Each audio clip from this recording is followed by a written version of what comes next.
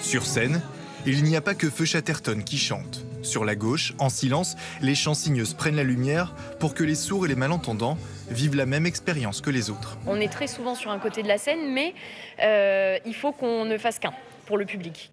Les chansigneuses font bien plus que traduire les textes du groupe. Elles mettent leur propre couleur sur les mots, une interprétation à la fois libre et fidèle.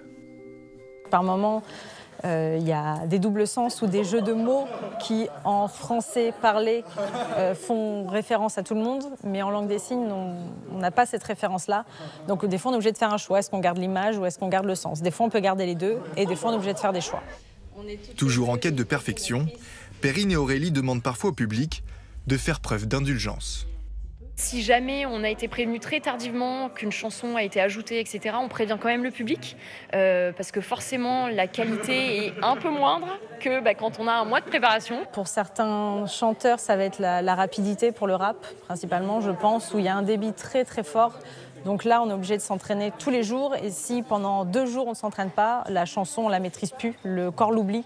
Donc on est obligé d'avoir une rigueur dans le travail. Céline est sourde, elle n'a pas accès à de nombreux concerts. Elle se souvient de son tout premier chansigné, il y a 2 ans. Comme les entendants, je me sentais à égalité par rapport à eux. Il n'y a pas de...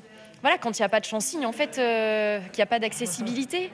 Je suis sourde, donc en fait, je reste dans mon monde et on ne peut pas se mélanger aux autres, on ne peut pas s'intéresser à d'autres choses, donc c'est ça qui est compliqué. Et moi, j'adore la musique depuis toute petite, donc vraiment, c'est... Voilà, et la langue des signes, forcément, c'est ma langue, donc j'ai besoin de ça. Perrine et Aurélie vivent de leur métier. Appelées 3 fois il y a 6 ans, elles ont fait 64 dates l'an dernier, une montée en puissance plus que nécessaire pour répondre à une injustice dans l'accès à la culture.